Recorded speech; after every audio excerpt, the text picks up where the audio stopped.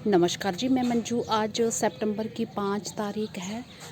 पुराने जो फूलों भरे गार्डन के साथ साथ इस कलरफुल गार्डन के साथ साथ इसको भी बनाए रखने के साथ विंटर के लिए, सर्दियों के लिए जो सर्दियों में भी कलरफुल गार्डन बनाने के लिए आज मैंने क्या क्या काम किए हैं तो मैं वो आपको टिप्स दूंगी और बताऊंगी। तो ये भी गार्डन आपका अच्छा चलता रहे, इसमें भी जो कई सारे फूल हैं वो आपके लंबे टाइम तक चलते रहें और आगे सर्दियों के लिए भी तैयार होते रहें। तो विंटर के कई सारे जो फूल हैं वो बहुत जल्दी खिलना शुरू हो जाते हैं। जैसे कि आप जानते हैं जो ड्वार्फ वाला गेंदा होता है, मैरीगोल्ड होते हैं, तो उसके सीड आप अभी ग्रो कर सकते हैं। तो वो 1.5-2 महीने में फूल जो देना स्टार्ट कर देते हैं। तो उनके लिए बहुत बड़े जो पोट्स की ज़रूरत नहीं है। तो ये देखिए, ये मैंने जैसे लगाए हैं तो 5-7 पौधे भी इकट्ठे आप छोटे छोटे टोकरियों में लगा दें तो बहुत ही बढ़िया है। और इसके साथ साथ आप चाहते हैं कि हमारे जो समर गार्डन के फ्लावर्स भी बने रहें और हमारी मेहनत भी बचे, तो वो सब भी हमें अभी देखना है। तो हम चलो आज जो बात करते हैं हम पार्चुलका ये मोस रोज़ की करते हैं। तो हम चाहते हैं कि ये हमारे जो पार्चुलका मोस रोज़ हैं ये लंबे टाइम तक हमारे गार्डन में बने रहें। तो ये तो जानते हैं आप कि अगर ये पुराने पौधे हो जाते हैं, जड़ें फैल जाती हैं, तो फूल आना फिर कम हो जाते हैं। और अगर इस टाइम इनकी कटिंग्स लगा दी जाए तो सच मानिए ये बिल्कुल जो विंटर से पहले तक बहुत ही अच्छे से फ्रेश खिलते रहते हैं। तो ऐसा नहीं है, मेरे गार्डन में ये बहुत लंबे टाइम से ये टावर भी जो खिल रहा था कम हो गए हैं, पर अभी भी बहुत खूब खिल रहे हैं। जैसे ये इस तरह की जो छोटी छोटी टोकरियाँ हैं तो इन पे ढेरों खिल चुके हैं, तो अभी बहुत ज़्यादा इनमें नहीं आने। तो आप चाहते हैं ज़्यादा आएँ और इन टोकरियों को जो सिर्फ यही नहीं लगाएं, तो इनकी कटिंग्स लेके, अलग अलग कटिंग्स लेके किस तरह से लगाने।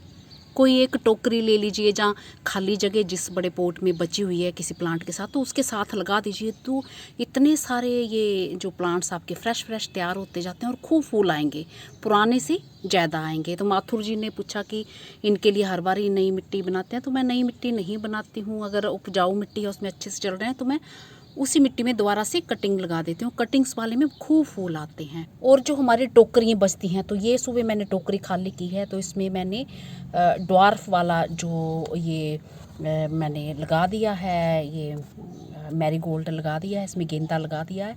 तो इसमें 1.5-2 महीने में फूल आना फिर स्टार्ट हो जाएंगे।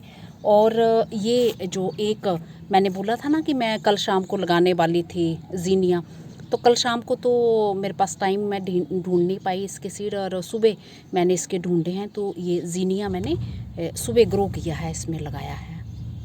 तो कई बार भरपूर बरसात के बाद जो है ये हमारे सीड्स में जो कीड़े लगना शुरू हो जाते हैं, तो इनको सूखने डालिए। तो ये देखिए चिड़ियों ने क्या किया है, इधर उधर वो जो नाची होंगी बीच में खा रही होंगी, तो इस तरह से धूप लगवानी है इनको। और इस तरह के छोटे छोटे पॉट्स जिनमें कुछ बहुत नहीं होना, तो ये पत्तों वाले, ये जो फोलिएज वाले ये प्लांट्स हैं कोलियस के, ये एक एक कटिंग ग्रो कर दीजिए। तो विंटर में ये बहुत ही खूबसूरत लगते हैं। फूलों के साथ साथ फूल ना भी हों तो भी ये बहुत ही बढ़िया लगते हैं। तो ये मैंने आज एक कटिंग लगाई है।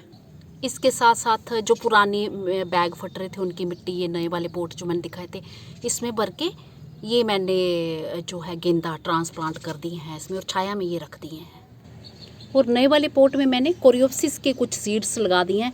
और ये कोरियोप्सिस का ये जो पुराने बरसात में अपने आप ही पौधे निकल आए हैं, तो मैंने छाया में रखा है। ये 2-4 दिन पौधा ऐसा रहेगा और फिर चलना शुरू हो जाएगा। जहाँ फिर आप इसे जिन्ने के अंदर, सीढ़ियों के अंदर भी रख सकते हैं। पर बट ये प्लांट मेरा लगा है ना, और ये सीड है, तो इसको भी थोड़ी बहुत धूप चाहिए, तो मैंने छाया में रखा है। और छाया किस तरह से, अगर आपके गार्डन में नहीं है तो किस तरह से आर्टिफिशियल तरीके से आपने बनानी है। जैसे मेरे छत पे कहीं भी छाया नहीं है, तो मुझे बहुत मुश्किल होता है। तो मैं जैसे ये बड़े आंवले का पौधा है और ये घना जैसा पौधा, और इसके ऊपर ये छोटा सा नेट का टुकड़ा दे दिया, और ये जो अभी मैंने आपको दिखाया है और वो इसके नीचे रख दिया है जो कोरियोप्सिस, उसको थोड़ी सी हल्की गर्माहट, धूप भी मिलती रहेगी और उसको छाया भी मिलती रहेगी। गर्माहट भी सीड्स को जर्मिनेशन के लिए मिलेगी, हेल्प करेगी।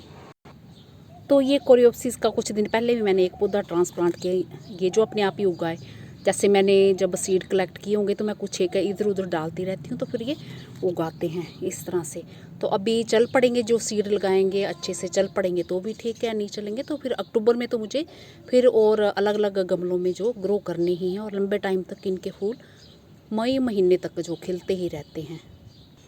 तो इस तरह से मेरे भाई बहनों ने देखा कि समर गार्डन के साथ साथ कलरफुल बनाने के साथ साथ और उसको ताकि फूल जो हैं लंबे टाइम तक चलते रहें, तो जो पर्सलिन भी अभी आप लगा सकते हैं। मैं तो कटिंग्स कहीं कहीं लगाती रहती हूँ, और पोट्स अभी खूब चाहिए रहते हैं विंटर के लिए।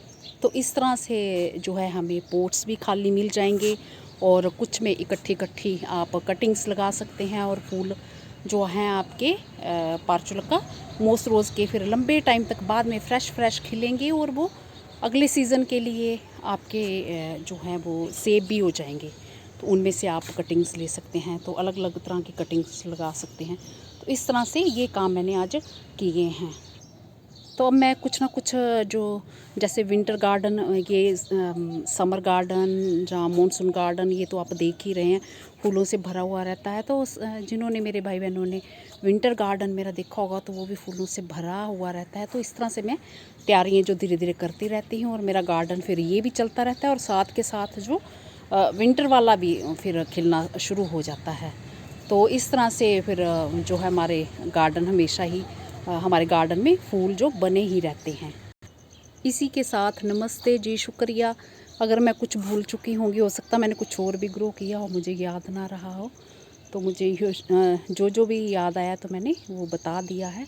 और इस तरह के ही वीडियो मैं अब शेयर करूँगी आपसे, ताकि आप भी मेरे साथ साथ ये काम करना शुरू कर दें। वो इसलिए कि कई भाई बहन मेरे कहते हैं कि आपने ये कब लगाया, कब ग्रो किया। तो बस ये बीच बीच में ये सब एक सीज़न के बीच में दूसरे सीज़न के भी ये लगते रहते हैं, और फिर कब तैयार हो जाते हैं पता ही नहीं चलता।